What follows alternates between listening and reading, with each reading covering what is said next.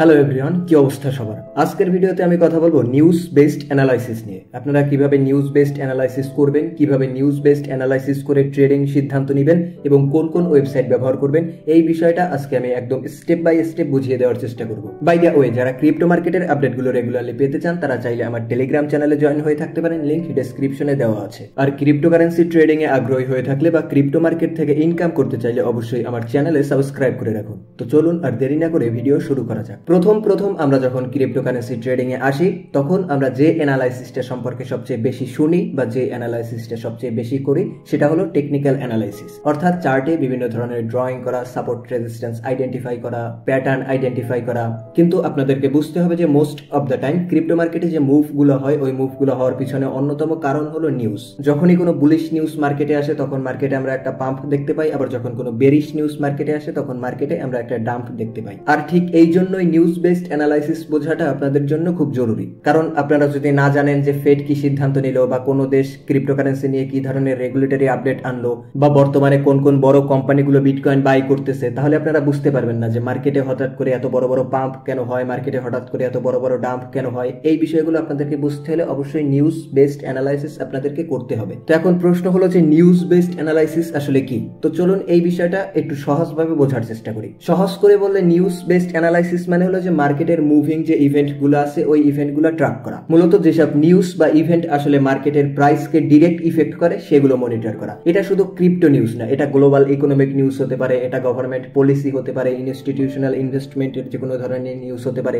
So এই সব কিছুই আপনাদেরকে মনিটর করতে হবে যদি আপনারা একদম পারফেক্টলি নিউজ বেসড অ্যানালাইসিস করতে চান। সহজ করে বললে ধরুন আপনি এখন একটা ট্রেড নিতে যাচ্ছেন। সো চার্ট দেখে আপনি বুঝতে পারতেছেন যে মার্কেটে একটা বুলিশ সেন্টিমেন্ট আছে, কিন্তু আপনি দেখতেছেন যে 2 ঘন্টা পরে ফেডের একটা মিটিং আছে। তো আপনি যেটা করতে পারেন যে ওই মিটিং এ কি ধরনের আপডেট আসে ওই পর্যন্ত অপেক্ষা করে ওর পরে আপনি ট্রেড ওপেন করতে। তো সেক্ষেত্রে দেখা যায় যে ফেড থেকে যদি কোনো আনএক্সপেক্টেড নিউজ আসে তো আপনারা ওই জিনিসটা বোঝার পরে হয়তো ট্রেডটা আর ওপেন করলেন না, তো লস থেকে বেঁচে যাইতে পারবেন। সো নিউজ বেসড অ্যানালাইসিস করার জন্য প্রথমে আপনাদেরকে যে বিষয়টা বুঝতে হবে সেটা হলো ম্যাক্রো ইকোনমিক ইভেন্ট। এটা দেখে আপনারা বুঝতে পারবেন যে গ্লোবাল ইকোনমি বর্তমানে আসলে কোন দিকে যাচ্ছে। যেমন ধরেন যে ফেডারেল রিজার্ভ বা ফেড যখন ইন্টারেস্ট রেট বাড়ায় বা কমায় এটা ডিরেক্টলি ক্রিপ্টো মার্কেটকে ইফেক্ট করে। কারণ আপনারা জানেন যে ইন্টারেস্ট রেট বাড়লে মানুষ ব্যাংকে টাকা রাখে আর ইন্টারেস্ট রেট কমলে মানুষ বিটকয়েন বা এই ধরনের যে অ্যাসেট ক্লাসগুলো আছে এগুলো ইনভেস্ট করার কথা চিন্তা করে। এই বিষয়টা আমি আমার আগের ভিডিওতে অর্থাৎ ম্যাক্রো ইকোনমিকের ভিডিওতে ভালোভাবে বুঝিয়ে দেওয়ার চেষ্টা করেছি। আপনারা এই ভিডিওটা দেখলে এই বিষয়টা আরো ভালোভাবে বুঝতে পারবেন। এরপরে আপনাকে যে নিউজগুলো দেখতে হবে সেগুলো হলো যে রেগুলেটরি নিউজ, অর্থাৎ বর্তমানে কোনো দেশ ক্রিপ্টোকে সাপোর্ট করতেছে কিনা বা কোনো দেশ ক্রিপ্টোকে ব্যান্ড করতেছে কিনা।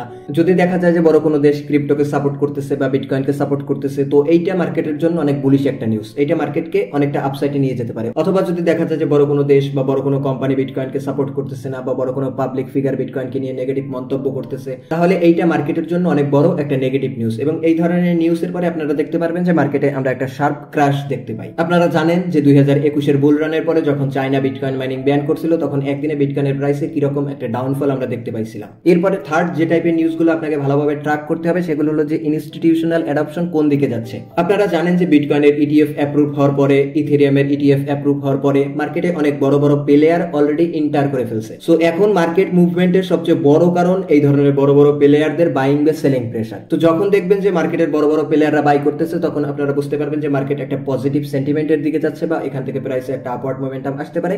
আর যখন আপনারা দেখবেন যে বড় বড় ইনস্টিটিউশন বা বড় বড় হোল্ডাররা সেল করতেছে তখন আপনারা যেটা আইডিয়া করতে পারেন যে মার্কেটে হয়তো পেনিক সেলিং আসবে বা মার্কেটে রিটেইলাররা আরো বেশি পেনিক করবে। সো যদি বড় বড় ইনস্টিটিউশনরা কি করতেছে এটা আপনারা জানতে চান তাহলে আপনারা সরাসরি ইটিএফ ইনফ্লো বা আউটফ্লো এই ডাটাগুলো দেখতে পারেন। নরমালি এই ওয়েবসাইটটা ব্যবহার করে আপনারা ইটিএফ ইনফ্লো আউটফ্লো ডেটাগুলো দেখতে পারবেন। এছাড়াও যদি আপনারা টুইটার ব্যবহার করেন এবং টুইটারে যদি আপনারা ক্রিপ্টো নিউজের যে চ্যানেলগুলো আছে বা অ্যাকাউন্টগুলো আছে ওগুলোকে ফলো করে রাখেন তাহলে এই নিউজগুলো আপনারা সবার আগে ইজিলি জানতে পারবেন যে এই ইনস্টিটিউশন কি করতেছে, ইনস্টিটিউশনকে বাই করতেছে নাকি সেল করতেছে, বড় বড় হোয়েলরা কি করতেছে। এই জিনিসগুলো আপনারা টুইটার থেকে আরো ভালোভাবে জানতে পারবেন। এরপরে থার্ড আপনাদের যে পয়েন্টটা জানতে হবে সেটা হলো যে এক্সচেঞ্জ এবং প্রোটোকলের যে নিউজগুলো। কারণ এক্সচেঞ্জের নিউজগুলো আপনারা জানেন যে ক্রিপ্টো মার্কেটে অনেক বড় ধরনের ইফেক্ট ফেলে। আপনারা যদি এফটিএক্স কলাপসের কথা শুনে থাকেন তাহলে আপনারা জানেন যে এফটিএক্স কলাপসের পরে বিটকয়েনের কি অবস্থা হয়েছিল।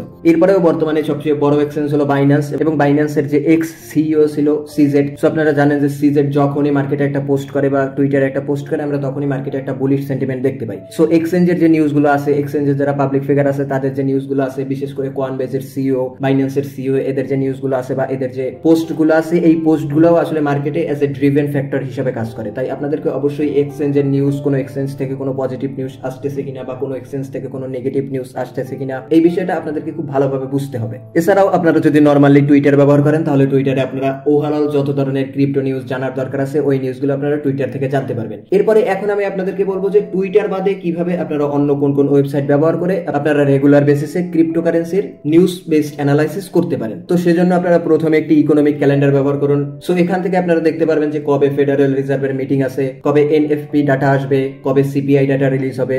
একাডেমিক ক্যালেন্ডার দেখার জন্য আপনারা চাইলে investing.com ব্যবহার করতে পারেন, বা আপনারা চাইলে ফরেক্স ফ্যাক্টরি ব্যবহার করতে পারেন, বা জেনারেল ওয়েতে আপনারা চাইলে ট্রেডিং ভিউ ব্যবহার করে আপনারা একাডেমিক ক্যালেন্ডার দেখতে পারবেন। সো একাডেমিক ক্যালেন্ডার থেকে আপনারা নেক্সট ইকোনমিক যে ধরনের ইভেন্টগুলো আছে ওই ইভেন্টগুলো সম্পর্কে জানতে পারবেন। এরপরে দ্বিতীয়ত আপনারা যে ধরনের ক্রিপ্টো নিউজ প্ল্যাটফর্ম আছে সেগুলো ফলো করুন, যেমন ধরুন যে কয়েনডেক্স আছে, কয়েন টেলিগ্রাফ আছে। সো এই নিউজ প্ল্যাটফর্মগুলো যদি আপনারা ফলো করুন তাহলে আপনারা ক্রিপ্টো মার্কেটের রেগুলার আপডেট বা ক্রিপ্টো মার্কেটের রেগুলার নিউজগুলো সবার আগে জানতে পারবেন। এছাড়াও আপনারা যদি ক্রিপ্টো প্যানিক এই ওয়েবসাইটে ব্যবহার করেন তাহলে এটা হলো একটা এগ্রিগেটর ওয়েবসাইট, অর্থাৎ এখানে বাকি যে সকল ওয়েবসাইট আছে ওই ওয়েবসাইটগুলোর সকল নিউজ এই একটা ওয়েবসাইট থেকে আপনারা দেখতে পারবেন।